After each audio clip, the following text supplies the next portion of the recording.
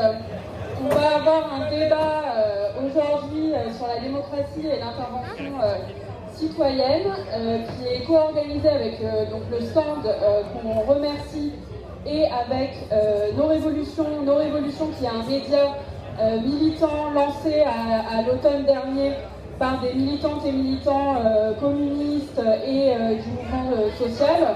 Donc notre média publie des articles sur son site internet régulièrement et a également une veille d'actualité qui est envoyée avec toutes nos actualités toutes les semaines et également une émission Twitch tous les dimanches à 18h. Donc je vous donnerai, on a des feuilles si vous voulez vous tenir informés de nos actualités, vous pourrez le faire.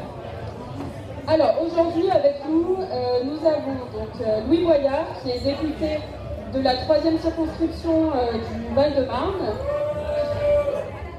qui a battu Laurent Saint-Martin. Donc voilà.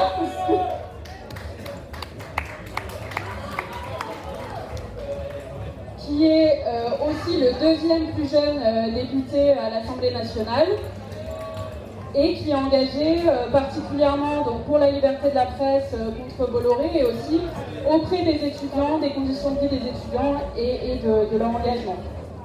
On a également avec nous Patrice Leclerc qui est maire de Gennevilliers, qui est auteur du livre Inventons un nouvel art de vivre populaire.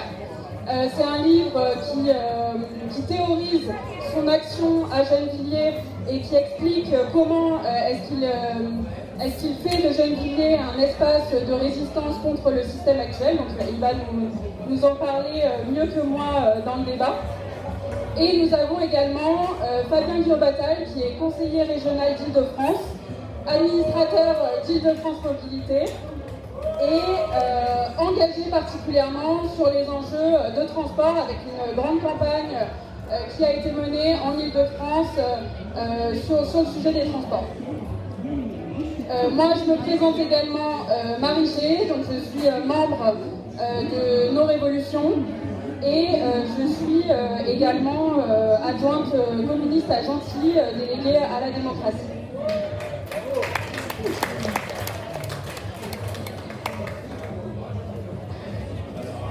Aujourd'hui, donc, le débat démocratie et intervention citoyenne, on est parti du constat qu'on est dans un système où de plus en plus les citoyennes et les citoyens sont désincités à s'engager dans l'action politique, dans le débat public, à intervenir. Et notamment, il y a eu le mouvement des retraites cette année. On a vu que la grande majorité des habitants étaient contre la réforme des retraites.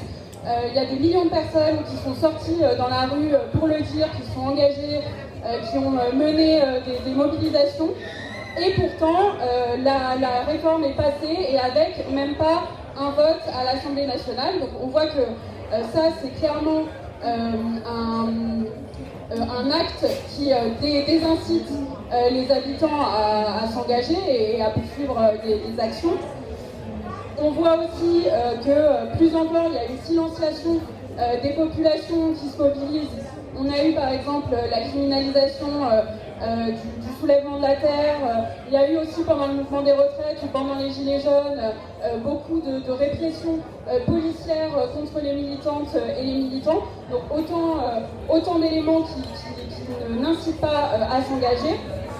Et en parallèle de ce constat, on voit également que dans le débat public, et y compris à gauche, il y a l'idée que l'intervention des citoyennes et des citoyens n'est pas toujours forcément positive, notamment sur la question des référendums. On voit que par exemple, souvent on entend s'il y avait un référendum sur la peine de mort, les gens seraient pour le rétablir. Donc voilà, il y a tout ce constat-là. Et donc, la question de l'intervention populaire et des conséquences qu'elle aurait sur le pays si les citoyens pouvaient décider directement des politiques publiques qui sont menées, elle est assez contradictoire. Nous, notre parti pris à Nos Révolutions, c'est que l'intervention populaire, c'est indispensable pour transformer la société.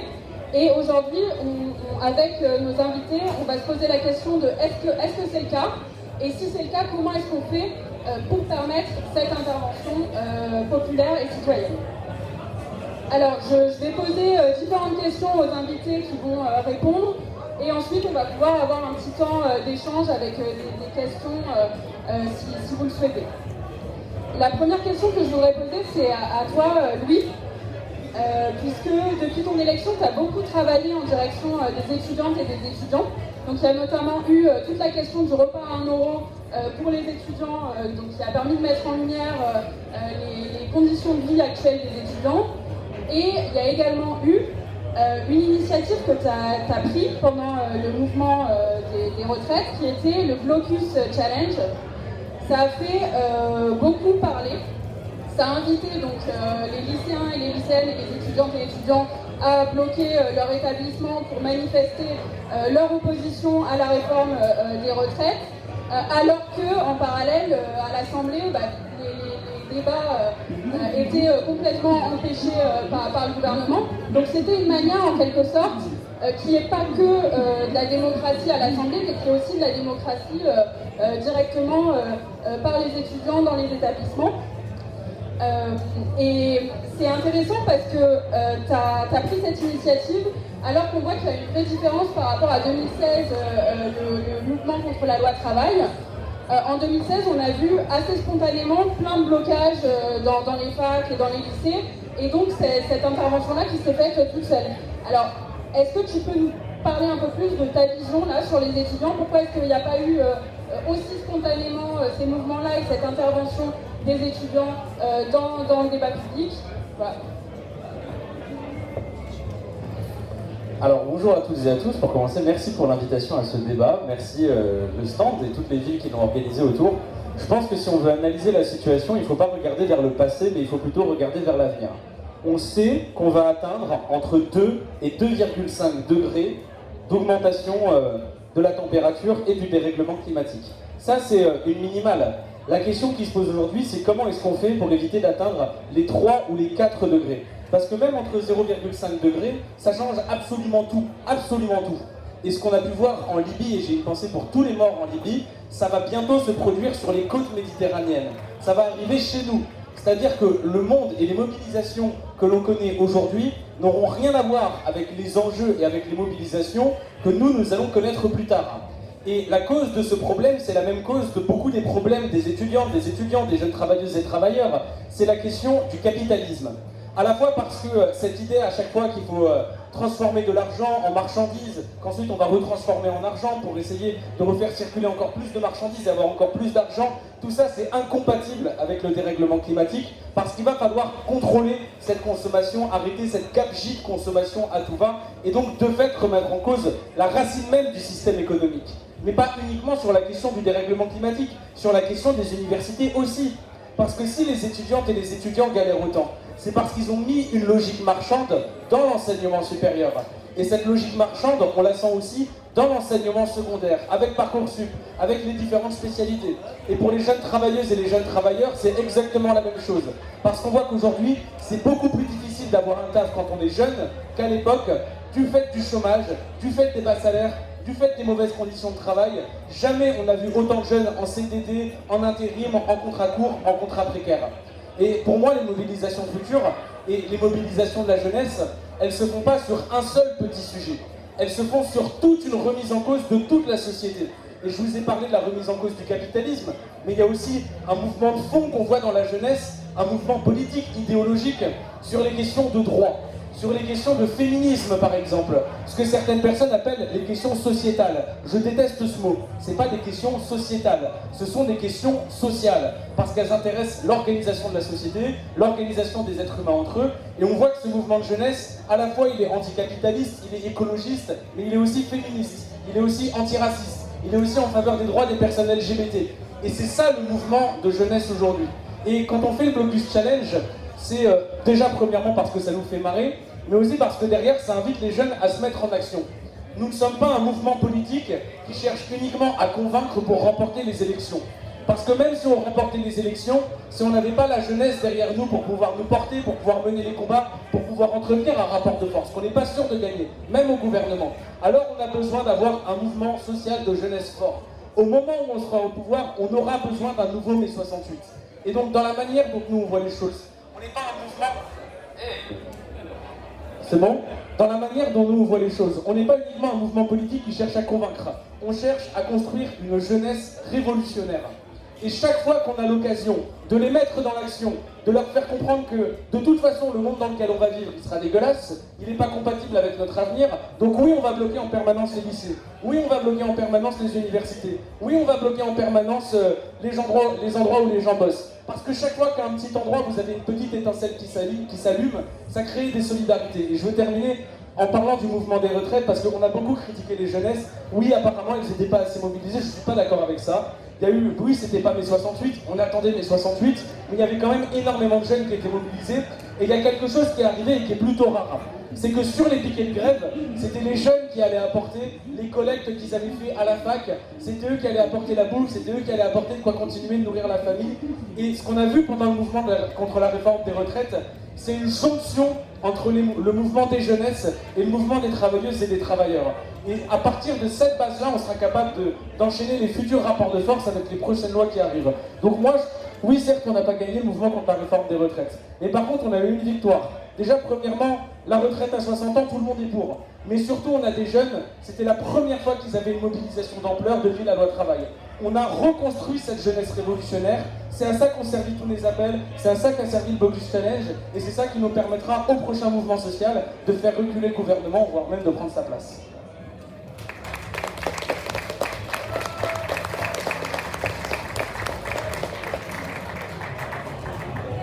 Merci Louis.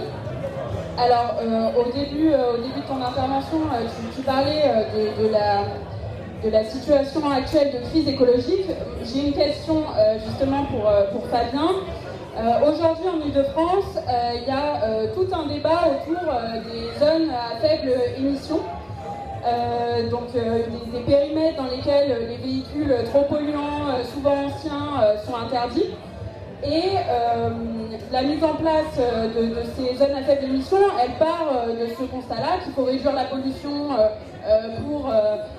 pour la santé et pour la planète, et qu'il faut passer à d'autres modes de déplacement. Ceci étant, il y a une forte opposition qui est née de la manière dont elles ont été conçues aussi, qui fait que concrètement, c'est les personnes les plus précaires qui ont le moins de moyens qui risquent de se retrouver un peu assignées à domicile en l'absence aussi de transport public, notamment de banlieue à banlieue. Alors moi, ce que je voudrais te demander, Fabien, c'est est-ce que tu penses que l'opposition aux réformes écologiques, c'est une donnée un peu indépassable, ou est-ce que tu penses qu'il y a une manière de concevoir les politiques publiques avec les gens qui permettrait de concilier aussi ce qu'on entend souvent, écologie et sociale. Merci Marie pour ta question. Bonjour à toutes et tous. Alors, c'est une question qui peut paraître hyper complexe alors qu'en fait elle ne l'est pas. Elle ne l'est pas si on prend 2 minutes pour se décentrer, si vous me permettez. Mais avant de se décentrer, on va parler très concrètement. Il se trouve qu'on est dans le stand Villeneuve-le-Roi, Ablon, Orly, L'Haÿ-les-Roses, Fresnes. Au moment de la mise en place de la première ZFE, qui s'arrêtait à l'A86, on en a beaucoup parlé avec Jocelyn Aubry, qui est maire adjoint à Fresnes. Il y avait un problème à Fresnes, c'est que la 86, elle coupe Fresnes. Les habitants habitent de l'autre côté de la 86, mais les commerces et les supermarchés sont au nord de la 86. Et donc il y avait un problème, c'est que l'application stricte, et s'il y avait une mise en place de contrôle strict, faisait que les habitants des quartiers populaires qui avaient des véhicules anciens de Fresnes, ils ne pouvaient même plus aller faire leurs courses.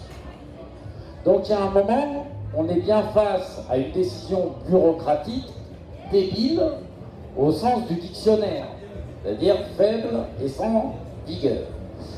Donc je prends cet exemple parce que, pour vous dire, c'est parfois de la vie extrêmement quotidienne de prendre des décisions comme ça. Et donc quand on prend des décisions bureaucratiques comme ça, qu'on dit allez hop on y va, effectivement on rencontre une opposition parce que face à l'absurde et face à la mise en absurdité de sa vie, bah, les gens ils disent bah non, vous n'allez pas me mettre dans une vie de... je ne vais pas devenir taré, quoi. Voilà. C'est aussi simple que ça. De la même manière que, par exemple, pour les Orlysiens, on leur dit zone à faible, et les Villeneuvois, on leur dit zone à faible émission, ils sont survolés par l'aéroport d'Orly. À un moment, de quoi on parle? Donc, on ne peut pas juste dire on va s'occuper des bagnoles. D'autant qu'il y a un autre point, et qui est central, et que personne ne veut prendre en considération. Notre problème dans ce secteur-là, je reste là et je vais partir un peu ailleurs après. Notre problème dans cet endroit-là, c'est que nous avons l'aéroport, nous avons l'A86, je suis choisien, donc je connais un peu le cousin, nous avons le mine de Rungis, et qu'est-ce qu'on fait? On privatise le fret, Beaune décide de liquider fret SNCF. Et donc, on enlève le train Perpignan-Rungis. 20 000 camions par jour en plus sur la 6 et la 86. Donc après, on peut toujours faire des zones à faible émission. Si on n'apporte pas de réponse concrète, intelligible et intelligente, on brasse de l'air et du mauvais air. Quant au fait de faire une frontière sur la faible émission, comme si les particules ne passaient pas la 86, dans un sens ou dans l'autre. Voilà, bref. Donc je dis ça parce que, effectivement, penser l'écologie de manière bureaucratique, ça ne marchera pas. Par contre, il faut penser l'écologie, mais il faut la penser totalement, globalement, et il faut mettre à l'honneur et commencer à révolutionner nos esprits pour y introduire une notion fondamentale, pour moi, qui est celle de la communauté terrestre. Et dans la communauté terrestre, il n'y a pas que les êtres humains. Dans la communauté terrestre, il y a tout ce qui vit, plantes et animaux, jusqu'aux microbes. Il y a aussi tout ce qui existe, les cours d'eau, la terre, les montagnes. Et donc il faut qu'on pense notre monde en termes de communauté terrestre et qu'on pense la place de l'humanité dans l'écosystème général de la communauté terrestre. Pourquoi je vous dis ça? Parce que cette histoire de zone à faible émission, à la fin, on le sait bien, c'est la grande transition écologique qui voudrait nous faire passer du moteur thermique au moteur électrique. Je vous invite à lire Achille Mbembe, qui est un philosophe camerounais, directeur de labo à Johannesburg. Il écrit en français, il a été formé à l'EHESS, ne vous inquiétez pas. Il décrit la transition écologique occidentale du point de vue africain. Nos batteries électriques de voitures, le lithium, le cobalt, les terres rares, qui sont nécessaires à leur existence, jusqu'à l'existence de cet objet que nous avons tous dans la poche. Elles entraînent la fracturation de la terre. Elles entraînent la mise à mort et la désertification de terres arables partout dans le monde et particulièrement en Afrique. Elles entraînent objectivement la mise en esclavage d'enfants dans ces mines de cobalt et de lithium. C'est de ça dont nous parlons. Et donc, est-ce que nous pouvons nous satisfaire d'arranger nos petites affaires en nous disant on va faire un peu moins d'émissions chez nous, sans l'inscrire dans la communauté terrestre? Personnellement, je ne le pense pas. Alors que peuvent faire les citoyens face à ça? D'abord, je pense que poser les questions comme ça nous relie à des grandes questions. Cette fameuse question du déplacement des populations à l'échelle du globe. Ça nous met en face, et ça veut dire que tous les peuples doivent se parler, tous les individus qui composent les peuples doivent se parler. Ensuite, il y a effectivement besoin d'une transition écologique d'ampleur. Et effectivement, il faut faire des premiers gestes. Et oui, il faut penser des zones à faible émission. Mais il faut qu'elles s'inscrivent dans une pensée, comment on va dire, de long terme. Peut-être qu'on parlera après de la question des transports collectifs. Parce qu'on a une question sur tout ce qui est transport. On a tendance, nous, à le voir de notre point de vue, et c'est normal, moi, quand j'ai commencé à m'occuper de ces questions, pour moi, c'était aller d'un point A à un point B, et puis c'était le moyen d'y aller. Mais la réalité, c'est que le transport, c'est de l'industrie lourde. Pour vous donner un exemple, entre le moment où vous voulez faire un train et le moment où la rame arrive, vous pouvez compresser tout le temps que vous voulez, il y a 10 à 15 ans. Donc, on n'est pas en fait sur le transport, on n'est pas dans le temps de vie des êtres humains. C'est ça notre problème. Et en même temps, on subit une accélération sociale et une accélération du dérèglement climatique qui nous met au pied du mur. Donc, traitons ensemble cette question de l'accélération imposée de nos vies par le capital et par le travail, qui nous oblige à nous déplacer tous aux mêmes horaires, tout le temps, en même temps, qui surcharge les transports publics, qui nous oblige à emprunter les routes parce que nous n'avons pas assez de services publics, qui nous oblige à travailler parfois pour de mauvaises productions, on va dire. Voilà.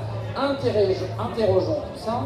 Et moi, ce que j'ai constaté dans les débats que je fais sur le transport partout, c'est que contrairement à ce qu'on veut nous dire, et tu l'as dit, que les gens ils sont rétifs, il n'y a personne qui est rétif au fait de faire baisser le nombre de bagnoles et le nombre de camions de France, j'en ai jamais rencontré. Par contre, à ce qu'on les assigne à résidence, oui, là il y a des gens qui sont rétifs. Donc la question, c'est de combattre l'assignation à résidence, mais si on veut qu'elle ait un sens en banlieue, en Ile-de-France, il faut que cette assignation à résidence, on la combatte à l'échelle planétaire.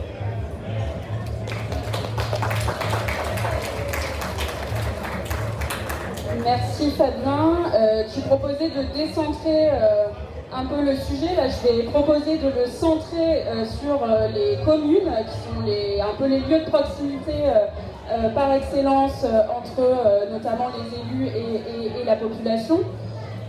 Donc avec Patrice Leclerc, dans ton livre, tu développes le faire avec. Le fait de construire les politiques publiques avec les habitantes et les habitants, sachant que, bien sûr, plus les citoyennes et les citoyens interviennent dans le débat public, plus ils ont l'habitude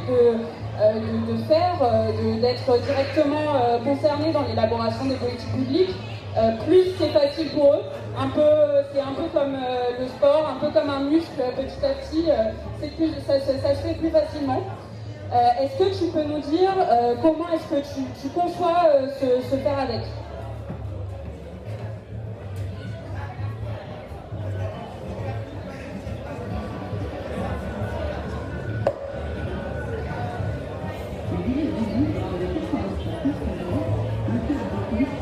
Avant de se faire des nœuds à la tête, on fait des néophiles. Merci pour la question. Sur le faire avec, je commencerai par attention au faire avec, parce que ça peut être aussi une idée extrêmement libérale, développée par tous les capitalistes et les pouvoirs qui ne veulent pas changer le monde. Faire avec, c'est pas faire de la démocratie participative, c'est essayer de travailler à redonner le pouvoir d'agir aux personnes dans leur ville, dans leur quartier, dans leur entreprise, là où ils sont. Et c'est un enjeu extrêmement important, puisque à l'échelle des expériences révolutionnaires dans le monde, s'il y a eu un échec majeur, c'est qu'on a empêché les gens, à un moment donné, de faire ce qu'ils avaient pensé ensemble, au plus près de leur lieu de production, de leur lieu de vie, et que souvent, ce sont des partis, des organisations, des dirigeants, y compris des fois des soviets, qui ont accaparé le pouvoir plutôt que de travailler à la prise de pouvoir par les gens eux-mêmes de ce qu'ils avaient à faire. Donc tout ça, c'est facile à dire. Une fois qu'on a dit ça, c'est plus difficile à faire dans une période de crise politique où il y a un problème de confiance dans la parole politique, de confiance en soi, de confiance en l'autre, puisque la première des choses qui se passe dans des villes, c'est qu'on a plutôt tendance de se méfier de l'autre plutôt que d'agir avec lui et de lui faire confiance. Pareil pour les élus, même si les maires font partie des élus dont la confiance est la plus importante, on n'est qu'à 50%, et après ça dépend des endroits, et puis une confiance à 50%, c'est pas terrible non plus, parce qu'il y en a 50 autres, voire 60 qui se méfient de vous quand même, et ils n'ont pas tort d'ailleurs de ne pas déléguer totalement leur confiance à tout le monde. Et donc il s'agit de redonner, premier point, je crois, à l'échelle locale, c'est de redonner confiance aux gens. De redonner confiance aux gens dans leur capacité à agir. Je rejoins ce que disait Louis tout à l'heure sur le mouvement étudiant, ça a redonné confiance à des jeunes et des moins jeunes. Ça a cassé aussi d'autres, c'est-à-dire que c'est peut-être plus divisé entre ceux qui disent on a fait des super manifs et tout ça pour pas que ça bouge, et d'autres qui ont retrouvé confiance dans le plaisir de la lutte aussi. C'est aussi l'éloge de l'émeute, c'est dans le mouvement collectif qu'on retrouve de la joie, du plaisir et la capacité inventive à changer la société. C'est ça qu'il nous faut faire à l'échelle locale. Et pour le faire, redonner confiance aux gens, ça nécessite de travailler sur cette notion de dignité humaine. Il faut lutter contre toutes les atteintes aux dignités humaines dans les quartiers. Et dans les quartiers populaires, les populations sont atteintes sur deux champs. Il y a une atteinte sur la dignité d'être d'origine populaire. Les jeunes et les moins jeunes ne sont pas valorisés sur leur existence de ce monde populaire, puisqu'il n'y a plus aucun film sur le monde du salariat. Au contraire, on vous explique que l'avenir, c'est l'auto-entrepreneuriat ou c'est d'être patron. Il n'y a rien sur le salariat. On humilie même les parents des enfants et des jeunes de nos quartiers, puisque l'on montre des gens qui ont essentiellement souffert, et on ne montre pas des gens qui ont créé des richesses pour construire ce pays, qui ont construit des solidarités, qui ont construit un mouvement aussi révolutionnaire qui a permis au moins d'atténuer un peu le capitalisme. Et la deuxième humiliation que vivent d'autres parties de ces couches populaires dans nos quartiers, c'est l'islamophobie, où on leur explique qu'ils ne sont pas français, ils sont des dangers pour notre pays, ce sont des atteintes. Et donc ces deux humiliations, c'est pour ça que c'est important de participer à la manifestation du 23, et que c'est important de participer à toutes ces manifestations et ces révoltes qui revendiquent la dignité. La dignité face à la police, parce qu'on en a marre d'être contrôlé du jour au lendemain, tous les matins, on nous demande si on est bien d'ici, on nous demande nos papiers. Donc il y a des choses comme on est tutoyé, on est rudoyé. Donc tous ces éléments-là sont des éléments extrêmement importants pour redonner confiance en soi, retrouver de l'estime de soi, parce que la lutte se retrouve aussi dans l'estime de soi. Et la lutte permet de développer l'estime de soi. Et à l'échelle locale, c'est ce qu'il faut essayer de faire. Moi, je sais que je le fais en disant que je suis de milieu populaire et je tiens à le rester. C'est pour ça que je me bats contre toutes ces notions de mixité sociale, qui sont des mixités, des notions idéologiques qui visent à dire aux gens « ça ira mieux le jour où d'autres personnes que vous habiteront dans votre quartier, ou d'autres personnes que vous habiteront à côté de vous. C'est donc vous les responsables de la belle vie dans votre quartier. » C'est ça la campagne de mener autour de cette notion de mixité sociale. C'est pour ça qu'il faut lutter contre, comme de la même manière il faut lutter contre cette notion d'ascenseur social. Ça veut dire quoi? On est mieux quand on doit s'élever, on doit tous être ingénieurs, cadres et techniciens, et ces professions essentielles, qui vont les faire? Il faut revaloriser le travail de ces professions essentielles. Il faut revaloriser leur image dans la société. Il faut revaloriser les salaires. Sinon, ça veut dire quoi? On est des nazes quand on est infirmière, parce qu'on n'est pas ingénieur. Mais qui va soigner l'ingénieur demain si c'est des nazes, les infirmières? On est des nazes si on est cantonnier, mais qui va nettoyer la rue demain s'il n'y a que des ingénieurs? Et donc il faut retravailler sur ça. Cette notion d'ascenseur social, c'est un piège idéologique pour faire qu'on ne lutte pas. On cherche à changer de place au lieu d'améliorer sa classe. Et donc, au lieu de changer de place, au lieu d'être transclasse, luttons pour améliorer les producteurs, celles et ceux qui font vivre la société.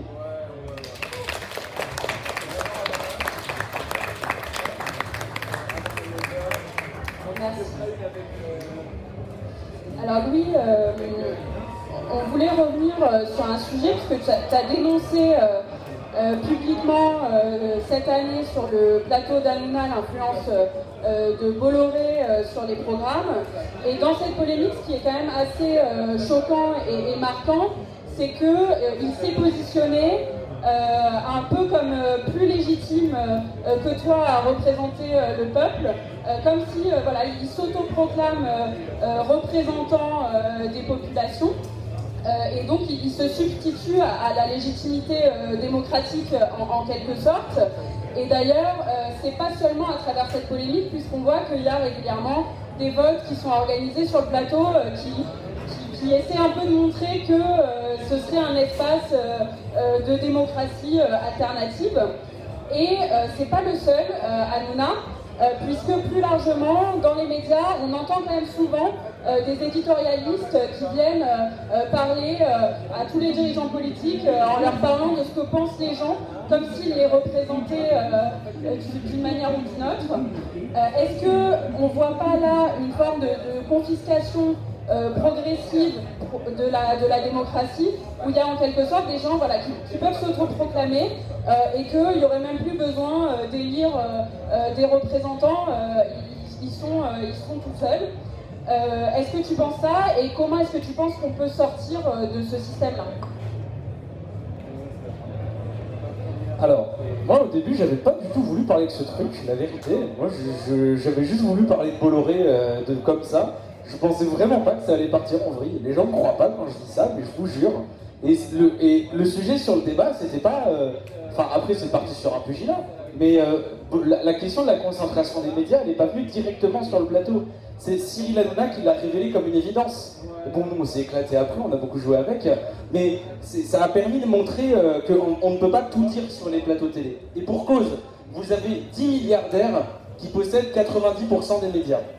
Et il faut aussi mesurer, dans la période qu'on est en train de vivre, les historiens, dans 100-150 ans, ils analyseront que la France est actuellement victime d'une attaque, d'une propagande d'extrême droite qui est menée par un milliardaire qui a un nom, un visage, une adresse, s'appelle Bolloré. Et on voit ce qu'il a fait avec CNews, ce qu'il a fait avec C8, et ce qu'il est en train de faire avec le JDD, c'est pas parce que ça lui fait du fric. Sachez que Bolloré perd de l'argent avec ses médias. Mais c'est parce que c'est un intégriste religieux d'extrême droite et qu'il essaie de faire peser sa ligne politique à travers son fric. Et donc, pour moi, c'est pas... oui, c'est une confiscation d'un grand pouvoir démocratique, celui des médias. Parce que sans médias, sans expression libre, vous n'avez pas de démocratie. Mais à la fin, vous avez cette offensive qui est menée par les milliardaires, mais vous avez aussi tous ces gens qu'on peut croiser tous les jours. Je vous donnais par exemple Duhamel, voilà, le mec il est parfait, tous éditorialistes de père en fils et ils viennent vous parler de méritocratie. On va parler de Duhamel. Quand vous prenez ces gens, ils passent leur vie à dire mais les Français veulent ci, les Français veulent ça. Mais ces gens-là, ils connaissent quoi de la vie des Français? Je ne le dis pas par effet de phrase, je ne le dis pas parce que ça nous fait plaisir, je le dis pour qu'on comprenne bien que partout où il y a des postes de pouvoir dans les médias, c'est-à-dire le patron de la chaîne, les rédacteurs en chef de la chaîne, la direction de rédaction des chaînes, des journaux, les têtes de tous ces journaux, ce sont toutes des personnes issues de la petite bourgeoisie. Sans exception. Je ne connais pas une autre exception, à savoir quelques ou d'autres transfuges de classe qui servent uniquement de caution de oui mais regardez, elle est racisée donc elle est capable de vous dire que les antiracistes sont les vrais racistes. Oui regardez cette personne elle a vécu dans la H&M à l'époque et bon c'est Éric Zemmour certes mais il sait quand même de quoi il parle. Non mais ces gens vous sortent constamment ça. Et ils utilisent ces arguments pour ne jamais parler des véritables sujets. Et je trouve que TPMP c'est un très bon exemple. À chaque fois ils disent que regardez on fait de la démocratie, on fait des votes, on n'arrête pas d'avoir des débats. Quand est-ce qu'il y a eu une seule fois un débat qui remettait en cause le capital sur TPMP? Et il y a eu plusieurs occasions d'en parler. Quand est-ce qu'il y a eu un vote sur la question de la taxe sur les profits sur TPMP? Quand est-ce qu'il y a eu un vote sur la question du blocage des prix? Et vous pouvez le regarder sur toutes les chaînes. Sur toutes les chaînes, les solutions qui sont proposées face à l'inflation, c'est les boucliers tarifaires qui sont proposés par le gouvernement, la suppression de la TVA qui est proposée par Marine Le Pen et Fabien Roussel. Et par contre, sur la question du blocage des prix, on n'en entend pas parler. Ça n'existe pas. Pourquoi? Parce que ça remet en cause le capital. Et c'est là qu'on comprend qu'il y a tout un système qui est en train de se dessiner. Avec tous les médias qui sont concentrés dans les mains de quelques milliardaires, qui ont des intérêts politiques, et Bolloré en est le meilleur exemple, mais Bernard Arnault aussi, qui derrière installe à tous les postes de pouvoir des médias des personnes issues de la petite bourgeoisie, ou en tout cas des néolibéraux, et ensuite derrière ils viennent vous raconter que non, c'est un système qui est tout à fait pluraliste. Alors quelle solution par rapport à ça?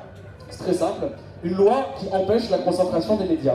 Déjà, premièrement, favoriser toutes ces coopératives médiatiques qui sont en train de se mettre en place aujourd'hui, particulièrement dans le mouvement social. Ce que peut faire le média, ce que peut faire Hugo Décrypte, c'est pas le mouvement social, mais il n'empêche que c'est quand même quelque chose qui nous est utile. C'est ici qu'il est l'angle d'attaque de la gauche. Et c'est pour ça que j'utilise les réseaux sociaux à fond. Parce que déjà j'ai été banni de tous les médias de Bolloré, qu'à chaque fois que je vais sur BFM on fait que me parler d'Abaya, alors que par contre sur les réseaux sociaux je peux avoir tous les thèmes. Et c'est aussi, vous en tant que militantes et militants, vous avez le pouvoir de faire ça. Ne serait-ce que de lâcher un commentaire, lâcher un like, faire une vidéo à l'improviste, c'est regardé par 200 personnes. Oui, mais quand vous donnez un tract à 200 personnes, vous êtes content. Alors il faut continuer de tracter, mais il faut investir ça. Parce que c'est le seul espace dans lequel on a un peu la liberté de pouvoir faire passer nos idées. Et une fois qu'on aura pris le pouvoir, on fera une loi anti-concentration des médias, on donnera beaucoup de subventions aux coopératives autonomes pour les petits médias qui veulent se monter, et on empêchera un milliardaire de posséder 100% d'un média.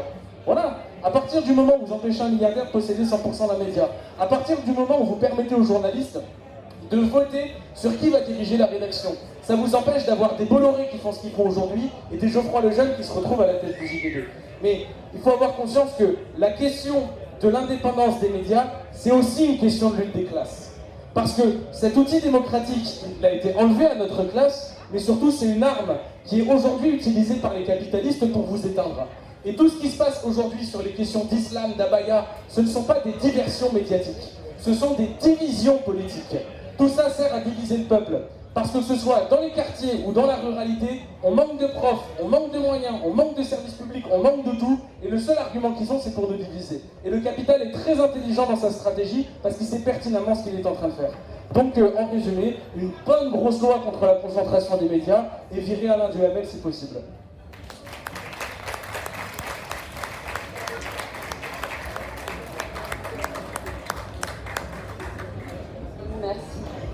Alors, Patrice, tout à l'heure dans ton intervention, tu as parlé de ton opinion sur la mixité et la question de la gentrification.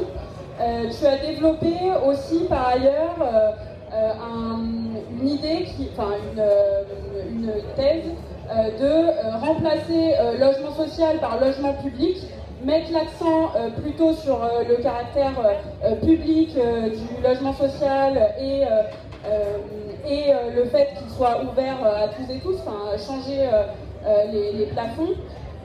Est-ce que tu penses qu'avec le logement public, il y a une possibilité de faire intervenir les habitants directement aussi dans les politiques d'habitat, et est-ce que ça peut être un champ d'intervention citoyenne?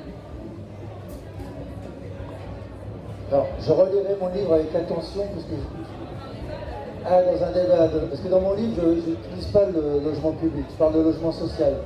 Parce qu'il ne faut pas reculer non plus sur le combat des mots. Et souvent d'ailleurs, pour éviter le débat sur le social, on dit public à la place du social. Donc on peut l'utiliser parce que c'est le public qui construit le logement social, encore que le privé en construit aussi, c'est avec de l'argent public. Mais il y a des bailleurs publics de logements sociaux, des bailleurs privés de logements sociaux. Non, ce débat sur le logement social est extrêmement important, surtout dans la métropole de Grand Paris où nous sommes ici. Il y a 11 ans d'attente en moyenne pour avoir un logement social. Ce qui veut dire que ou pour changer de logement, c'est-à-dire que si vous voulez passer d'un F3 ou un F4 parce que vous avez des enfants, vous avez votre logement 11 ans après. Autant vous dire que votre gosse il est parti à l'université. Et donc des familles entières souffrent. Il y a des gens qui sont en surpopulation dans les logements, avec des risques sanitaires, des risques de difficultés pour les enfants pour apprendre. Après, on donne des leçons aux catégories populaires sur tenez vos enfants. Mais quelle autre solution à un jeune aujourd'hui que de sortir de chez lui, parce que chez lui, il y a trop de monde, et c'est difficile de vivre. Et donc, c'est ça qui crée des difficultés dans les banlieues populaires et dans nos quartiers aujourd'hui. Et c'est pour ça que la question du logement est extrêmement importante. La deuxième raison, c'est que si on veut éviter la gentrification, il n'y a qu'une solution, c'est le logement social. Tout ce qu'on vous raconte sur l'accession sociale, c'est bien, mais c'est du pipeau contre la gentrification. C'est du pipeau pourquoi? Parce que même dans une ville comme Gennevilliers, où nous luttons contre la spéculation foncière et immobilière en rachetant à chaque fois les terrains, les prix montent de toute façon parce que c'est laissé à l'ordre marchand.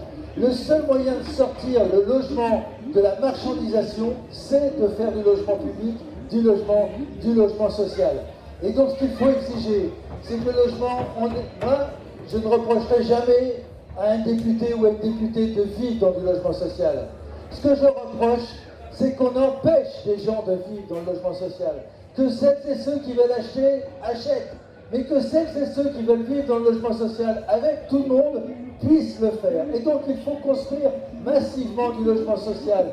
Il faut en construire en augmentant les plafonds pour qu'on ait moins de barrières au niveau de revenus Et il faut en construire pour répondre à l'urgence, parce qu'aujourd'hui, il y a des femmes battues, il y a des gens dehors qui ne peuvent pas être relogés, parce qu'il n'y a plus de foyer d'urgence. Et il n'y a plus de foyer d'urgence parce que personne ne peut sortir des foyers d'urgence parce qu'il n'y a pas de logement social. Et donc la question de la construction massive, il faut s'attaquer aux maires qui refusent de construire de logement social. C'est l'égoïsme. On vit dans une région où la droite régionale, on a une particularité en Ile-de-France. C'est la seule région où la droite a réussi à implanter l'idée logement social égale cas social. Pourtant, 70% de la population d'Île-de-France est éligible au logement social. Il viendrait à la tête de personne de dire que 70% des habitants d'Île-de-France sont des cas sociaux. Ce serait impensable. Et donc, mais la droite maintenant, elle a tellement implanté ça dans la tête que tout le monde le croit. Même les populations maintenant refusent les constructions de logements sociaux. Même les gens dans les logements sociaux refusent qu'on construise du logement social parce que cette idéologie-là est rentrée. Et donc il faut la combattre pied à pied. Il faut lutter pour construire du logement social dans les centres-villes. Il faut lutter pour qu'il y ait du logement social en petite couronne pour éviter que pour des raisons écologiques aussi, pas que des questions sociales, des raisons écologiques parce que quand on est obligé de partir, je m'excuse pour les camarades du Val-d'Oise ou de la Seine-et-Marne, mais au fond du Val-d'Oise et de la Seine-et-Marne, parce qu'il n'y a plus de logement dans la métropole du Grand Paris, et bien après on nous demande de construire des métros pour aller faire peut-être la transition, on nous demande des lignes de bus, on nous demande des RER, c'est donc des infrastructures, on s'attaque aux terres agricoles. Et donc, au lieu d'avoir des terres qui servent à nourrir les gens, ce sont des terres qui servent à gâcher des territoires, c'est la perte du lien en vivant. C'est d'un point de vue écologique, s'éloigner des enjeux actuels. Donc la construction du logement social est vraiment un grand enjeu. On va certainement vous appeler, j'en profite, les élus du Front de gauche de la métropole va proposer à tous celles et ceux qui le souhaitent une manif. Je vous le dis en avant-garde parce que tout le groupe Front de gauche n'est pas encore au courant, donc peut-être qu'ils décideront autre chose. Mais on va proposer le 11 novembre. Je me suis dit que les maires n'auraient aucune excuse pour ne pas être là parce que le matin ils sont garde à vous pour les manifestations du 11 novembre. Il y a des excuses pour personne parce que le 11 novembre tombe un samedi, donc il n'y a pas de pont. Donc on est coincé le 11 novembre. Donc le 11 novembre à 15h, on va vous proposer une grande manifestation pour le droit au logement devant le ministère du Logement pour qu'il y ait des constructions de logements sociaux dans toute la métropole du Grand Paris et faire en sorte qu'il y ait moins de gens qui souffrent. Et il faut le faire d'urgence parce que la décision de construire, ça met 5 à 10 ans. C'est-à-dire au moment où on le décide, c'est 10 ans après que les logements sortent. Et aujourd'hui, il y a des gens déjà qui souffrent. Il faut le faire. Et il faut se battre pour imposer la construction d'au moins 30% de logements sociaux dans toutes les constructions, dans toutes les villes. C'est le seul moyen d'essayer de rattraper les choses, plus au moins 12 logements d'urgence pour 1000 habitants dans chaque ville de la métropole. C'est un combat d'urgence à mener, qui est certainement le combat le plus important dans la prochaine période. Merci. On prend note du 11 novembre. Fabien, je voulais te poser une question, revenir sur la mobilisation que vous menez pour les transports en Ile-de-France. Ce qui me frappe, c'est que quand on prend les transports au quotidien, et moi en particulier je prends le RER B, on voit que tous les matins, tous les soirs, il y a des problèmes, il n'y a pas assez de transport, il y a des accidents, ça ne va jamais. Et pourtant, même si les gens sont plutôt agacés, dans le RER, il n'y a pas une mobilisation si importante, pas à hauteur de l'enjeu, pour revendiquer que ce qu'ils demandent soit mis en œuvre. Alors comment est-ce que tu t'expliques que quelque chose d'aussi structurant dans le quotidien ne soit pas l'objet de mobilisation plus forte et comment faire pour y remédier? Merci Marie. Alors, effectivement, là, on touche au nœud du problème. Alors, tu as parlé du RER B parce que c'est devenu un symbole, notamment sur son tronçon nord, où c'est les bouches de l'enfer. Hein. Il suffit d'en parler avec les usagers. Mais il faut qu'on se le dise, c'est vrai aussi, puisqu'on est dans ce stand-là, le RER C, ça ne va pas. Le RERD, ça va pas. Le RERA, il commence à avoir des signes de fatigue importants. Vous avez fait 4 RER, je pourrais vous faire quasiment toutes les lignes. Mais on a aussi constaté toute l'année dernière un problème de bus inédit. Inédit. Alors, je vais vous faire quelques annonces, vous ne tirez pas sur le messager, parce que je suis administrateur d'Île-de-France Mobilité, mais tout ce que je vais vous annoncer, je vous rassure, j'ai voté contre, mais c'est décision de Madame Pécresse. Effectivement, il y a besoin de se battre. On parlait des étudiants tout à l'heure. Je sais que les rentrées sont espacées et qu'ils vont commencer réellement à rentrer dans les semaines qui viennent, en réalité à l'université. Le pass Navigo prend la carte imaginaire prend 6% en cette rentrée pour les étudiantes et les étudiants. C'est la conséquence de l'augmentation de 15% du pass Navigo en janvier. Donc là, les étudiantes et les étudiants, il va falloir qu'on regarde. Qu'est-ce qu'on peut faire? Qu'est-ce qu'ils peuvent demander? Qu'est-ce qu'ils peuvent réclamer? Il y a des collectivités, il y a des départements qui remboursent 50%. C'est le cas du Val-de-Marne, parce que la droite n'a pas encore osé le remettre en question, c'est les communistes qui l'avaient fait. Alors, ils se disent qu'ils vont se faire engueuler, donc il a raison, je pense. Mais comment on regarde ça? Comment on interpelle Valérie Pécresse? Parce que j'ai une autre mauvaise nouvelle, je suis désolé. Valérie Pécresse a convoqué un conseil d'administration d'Île-de-France Mobilité le 18 juillet. Il y avait 8 administrateurs présents dans la salle. Tous les autres étaient en téléconférence. Et elle nous a annoncé, alors que ça n'était pas à l'ordre du jour, qu'elle topait dans la main du ministre des Transports Clément Beaune, soi-disant contre des nouvelles recettes pour Île-de-France Mobilité, pour une nouvelle augmentation probablement au moins de 5 € au 1er janvier 2024 sur le pass Navigo. Voilà ce qu'elle a décidé le 18 juillet. Pour l'instant, les crédits supplémentaires de M. Beaune ne sont même pas dans le projet de loi de finances. Donc ce qui peut vouloir dire que si le gouvernement ne bouge pas, les 5 € dont je vous parle en deviennent 10. Parce que la trajectoire qui amène à un pass Navigo à 100 € et donc à une carte imaginaire à 50 € ou plus, c'est le résultat de la gestion de Mme Pécresse.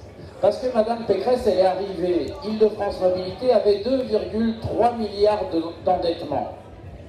Nous en sommes à 12 milliards. Depuis 2015, depuis janvier 2016 même, pour être très précis. Elle a créé ça. Aujourd'hui, Île-de-France Mobilité est au bord de la banqueroute. Elle a 15 ans d'endettement. Toute collectivité qui aurait dépassé ou touché les 15 ans d'endettement, ce serait vu le préfet qui lui arrive sur la tronche. Donc on est vraiment dans une situation, il faut mesurer la situation dans laquelle on est. Comment on va faire? Alors d'abord, Marie, oui, il n'y a pas une mobilisation, mais la mobilisation, elle monte et elle gagne. Ce qu'on a entrepris avec Stop Galère, et j'en parle avec une petite fierté personnelle, parce que quand on a décidé de faire ça, la première distribution, on l'a organisée à la va-vite devant la gare Choisy-le-Roi du RERC. On a eu BFM qui est venu, on a pu lancer le truc, et après, tous les groupes de gauche de la région se sont agrégés, mais aussi pour la première fois, on a les associations d'usagers des transports qui sont plutôt marqués à droite, il ne faut pas raconter l'histoire, qui sont venus avec nous. On a la CGT, l'URIF CGT régionale, mais aussi la FSU régionale, qui sont venus s'agréger avec nous, et on a commencé à faire le tour de l'Île-de-France pour discuter. Rappelez-vous, il y a un an, le problème c'était la RATP et la SNCF. C'est eux qui ne savaient pas faire. Les chauffeurs de bus étaient des privilégiés. Valérie Pécresse est même allée jusqu'à raconter qu'ils gagnaient 3 000 € par mois dans la presse. Alors évidemment, ça s'est dégonflé parce qu'on a mené le combat, tous et tout ensemble, mais aussi parce que ils n'embauchent pas 3 000 € par mois. Ça n'existe pas, ça. Et donc tout le monde a bien compris que non, les salaires n'étaient pas à 3 000 €, Et d'ailleurs, la réalité est des tas de salariés ont publié leur fiche de paye. Un chauffeur de bus, il gagne 1 400 € net de salaire, 1 800 avec les primes à l'embauche. En Ile-de-France. Comment voulez-vous qu'ils vivent en Ile-de-France avec des horaires décalés, en faisant des nuits, des week-ends avec un salaire pareil? C'est impossible. C'est impossible. Et donc, et pour les cheminots, c'est la même.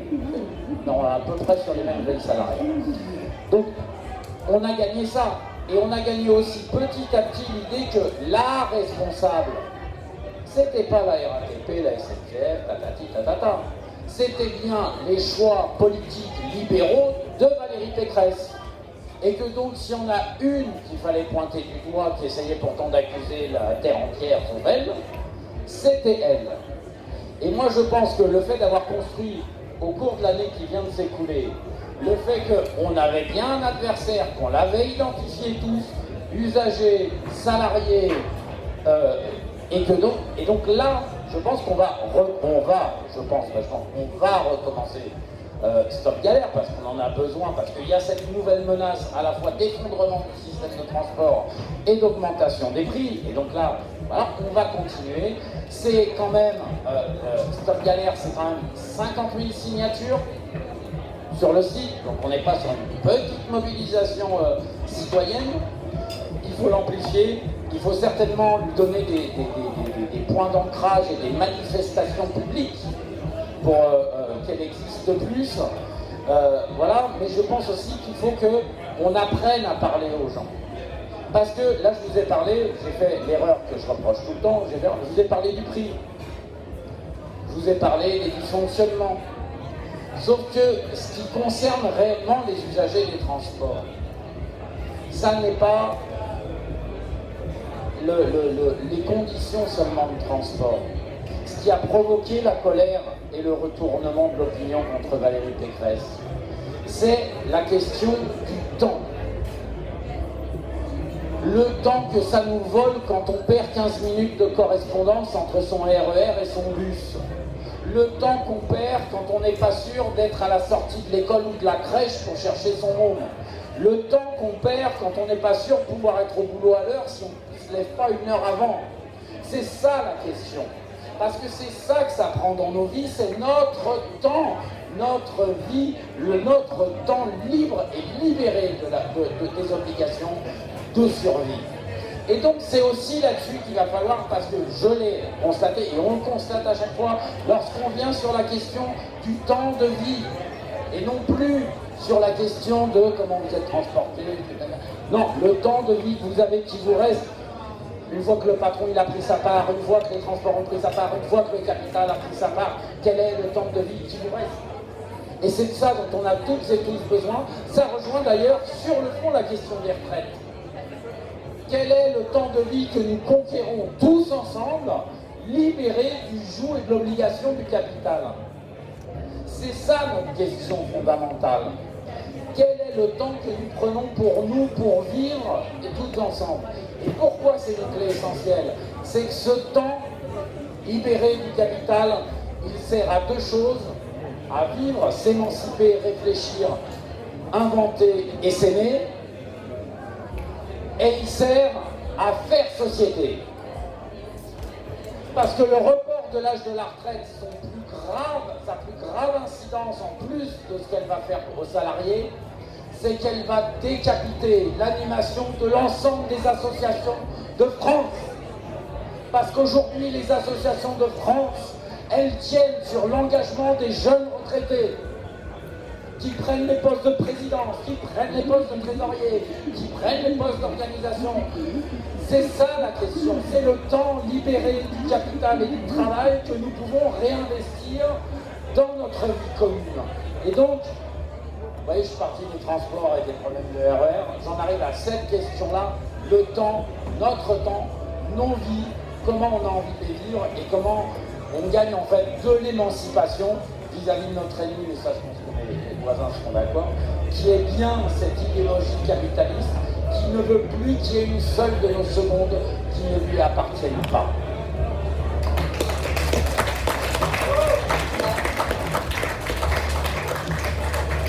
je vais vous poser une dernière question à tous les trois.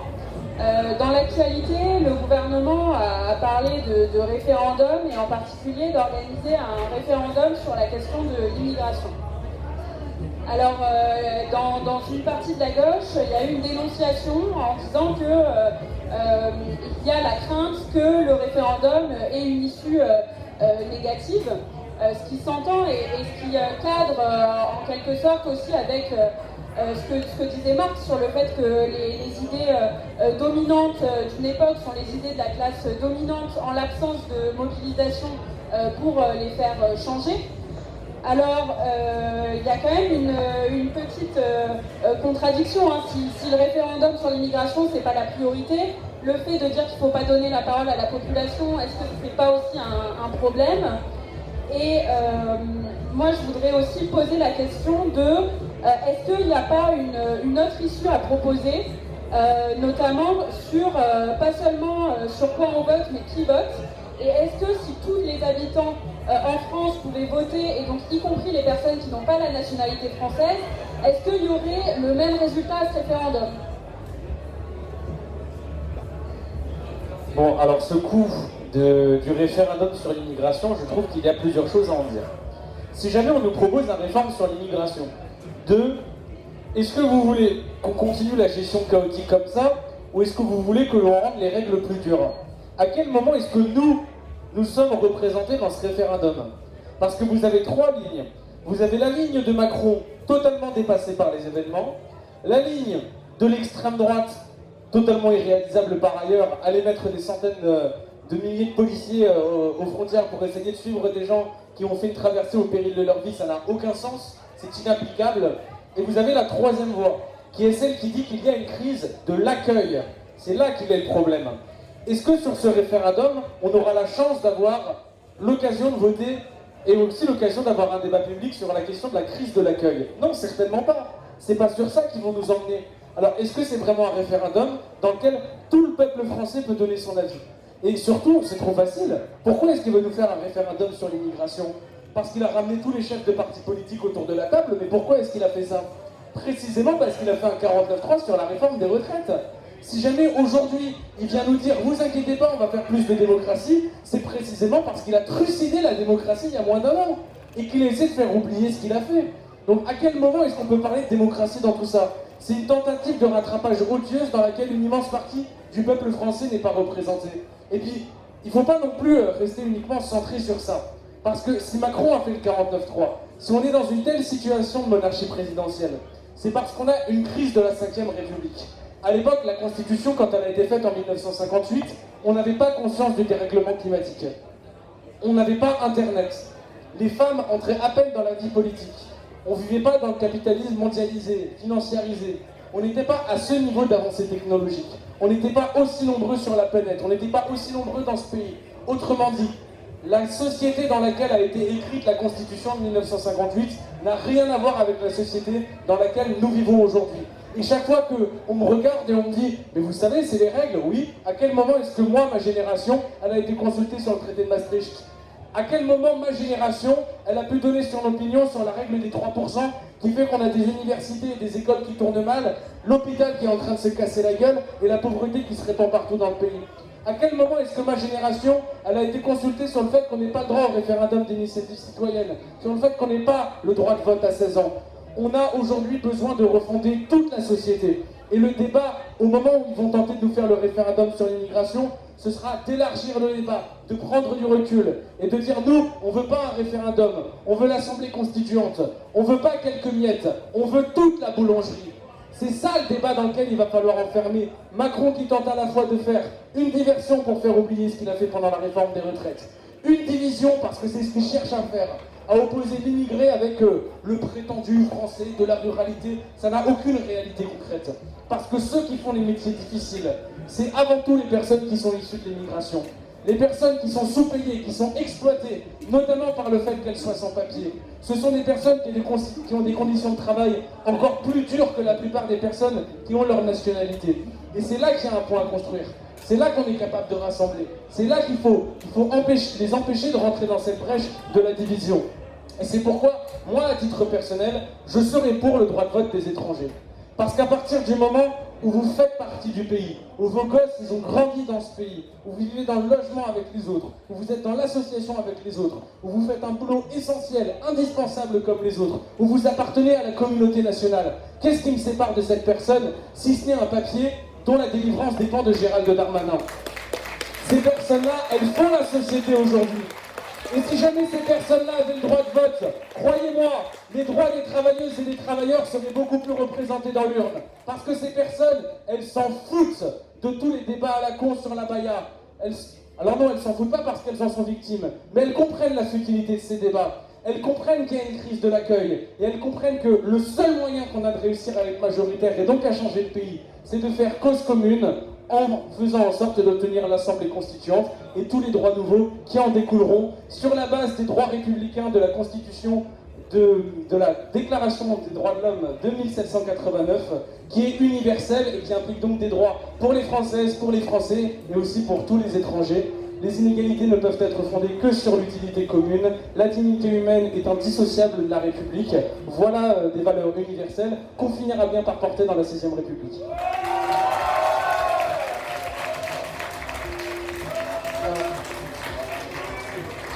Je partage, je ne vais pas répéter ce qu'a dit lui, je partage. J'ai un petit doute sur l'idée que les personnes aujourd'hui immigrées, s'ils ont le droit de vote, je ne suis pas persuadé que ce soit forcément un vote de gauche ou un vote qui nous arrange.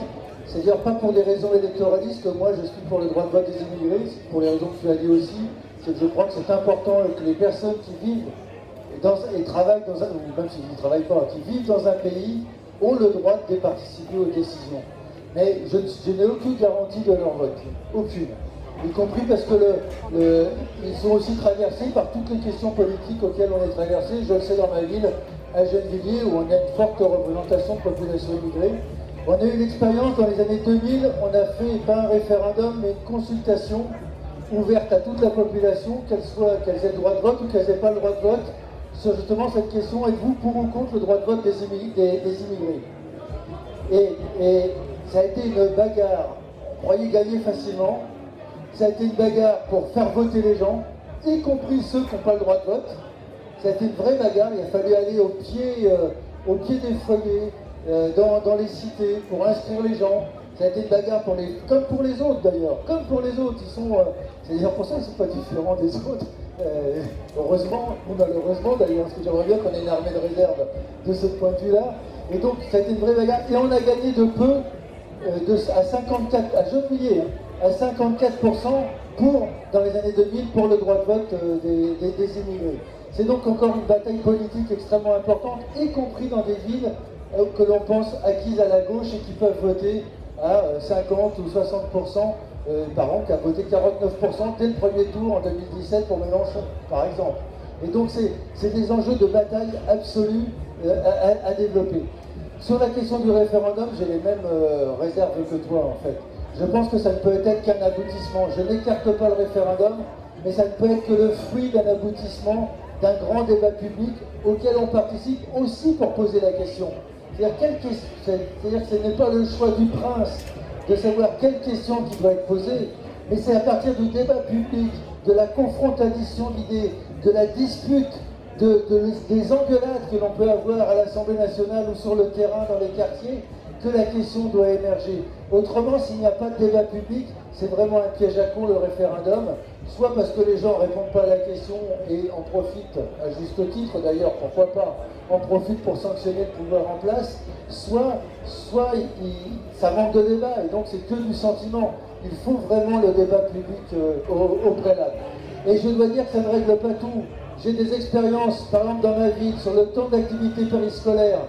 J'en fais un large passage dans mon bouquin, où nous avons fait ce qu'en 80 ans de communisme municipal, nous n'avions jamais réussi à faire. Nous avons réussi à faire, en changeant le rythme scolaire des enfants, que 98% de la population des enfants de Gennevilliers aient un contact et des cours avec un prof du conservatoire de musique, avec un prof de l'école d'Hermanné. En gros, ce que la bourgeoisie faisait avec les enfants, on arrivait à le faire avec les couches populaires. Et bien, croyez-moi, au bout d'un débat public de 6 mois, Nous avons été battus par le vote des parents et des enseignants, simplement sur l'idée que les enfants étaient fatigués parce qu'ils devaient se lever le mercredi matin.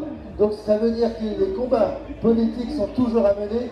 Pour ma part, comme maire, c'est l'échec politique le plus retentissant que j'ai pu connaître et qui me fait réfléchir qu'on ne fait jamais le bien contre les gens eux-mêmes. Il faut travailler à les convaincre quand même pour gagner au fur et à mesure.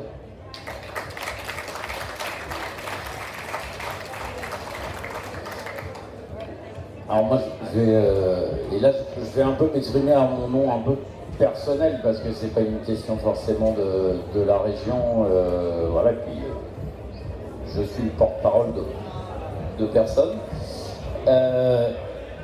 mais moi j'ai un problème avec le référendum depuis tout petit. Alors, je vais dire à Louis, il dit ma génération, mais moi j'avais pas le droit de vote en 92 pour Maastricht. J'ai 48, bientôt 49 ans, donc c'est la génération qui n'a pas pu voter à Maastricht, elle commence à représenter une part non négligeable de la population, quand même.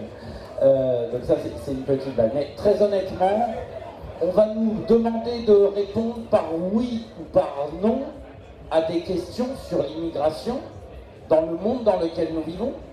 C'est une plaisanterie. Répondre par oui ou par non. À quoi? Moi je suis d'accord, il faut un débat, il faut machin, il faut un débat public pour à la fin nous demander de répondre par oui ou par non. Enfin, la complexité du monde et de la planète fait que on ne peut pas répondre par oui ou par non à une question qui porte sur cette question-là. Je le dis clairement. Donc, moi j'en suis là en tout cas de ma réflexion, et donc, c'est pas que je suis contre le référendum, c'est que je dis juste qu'un référendum sur cette question ne peut pas avoir de bonnes conclusions, quand bien même on dirait oui, ouvrez toutes les portes. Parce que ce serait un non-sens de penser, et on n'arriverait pas à penser les choses. Pierre Desproges disait face à Jean-Marie Le Pen, il y a donc très longtemps, c'était dans les années 80 à France Inter, les chiffres sont accablants, il y a de plus en plus d'étrangers dans le monde. La situation ne s'est pas améliorée depuis les propos de Pierre Desproges.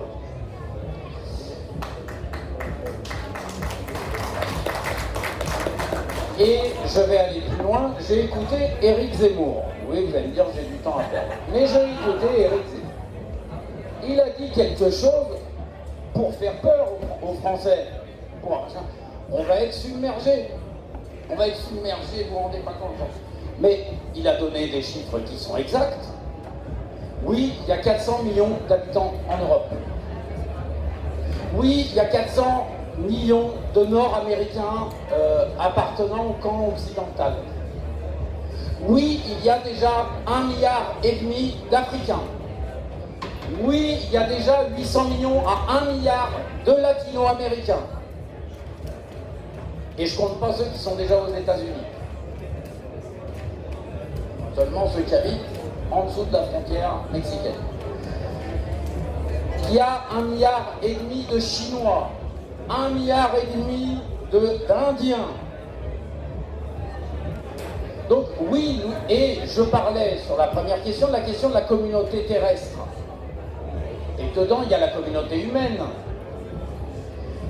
Arrêtons de nous mentir. Voilà, moi je le dis, c'est un de mes grands regrets à gauche. Il n'y a jamais eu un candidat politique, un politicien de gauche qui a regardé les Français dans les yeux et qui a dit clairement, mais mes amis, mes chers compatriotes, nous ne les arrêterons pas. Jamais. Parce qu'ils sont 2 fois plus nombreux que nous et parce que notre niveau de vie, même lorsqu'on appartient aux classes moyennes, aux classes populaires, est indexé sur le pillage, sur la captation et sur la prédation de leur richesse tant humaine que leur richesse en termes de ressources naturelles, que de force de travail, que de production. C'est grâce à ça qu'on peut vivre comme nous vivons en France aujourd'hui. Et donc, si on veut vraiment parler immigration, ce ne sera pas avec moi. Par contre, je veux bien qu'on parle de la population terrestre, de ses déplacements et de comment on peut vivre tous ensemble sur la boule Terre qui nous abrite et qui, jusqu'à preuve du contraire, est la seule à pouvoir nous abriter tant que pour le moment. Donc, moi, je le dis, mais vraiment, je m'emporte un peu, mais parce que c'est une frustration chez moi complète. On ne les arrêtera pas. Mais en plus, pourquoi les arrêter? Je vais même plus loin, pourquoi les arrêter? Il y a des gens qui crèvent de faim parce qu'on a pollué leur terre, parce que le réchauffement climatique il commence par submerger leurs îles, leurs côtes, il commence par assécher leurs terres arables. Nos guerres capitalistes, on les mène chez eux, on a détruit tout le Moyen-Orient. Il n'y a plus un État qui tient debout. Il y a des gens qui fuient la guerre, la misère, l'exploitation, les laisser dans une... On n'est pas allé au bout de la décolonisation. Pourquoi les Maliens, ils nous crachent à la gueule? Mais ils nous crachent à la gueule. Allez au Mali. Moi, j'ai même des amis franco-maliens, quand ils y vont, ils sont crachés à la gueule. Parce que il faut aller au bout du processus de décolonisation. Complètement. Et pour ça, il va falloir reparler des prix justes de ce qu'ils exportent. Et non pas des marges qui permettent à Total d'afficher des bénéfices délirants, qui permettent à Areva de dire j'ai de l'uranium à plus savoir qu'en foutre, etc., etc. Donc la question migratoire et la question de déplacement des populations, elle se pose à l'échelle de la planète, elle n'a pas d'autre réponse qu'à l'échelle de la planète. Et donc le combat mené là-dessus, c'est un combat de reconstitution dans les esprits de la grande communauté humaine. Et pour citer un personnage de Phil Gadget, puisqu'on est à la fête de l'humain, la grande horde de ceux qui marchent debout, comme disait Rahan, c'est là qu'est la question. Et au-delà de ça, je l'ai dit tout à l'heure, c'est aussi toute la communauté terrestre, tout ce qui vit et qui existe sur cette boule qui est la seule à abriter la vie dans notre système solaire.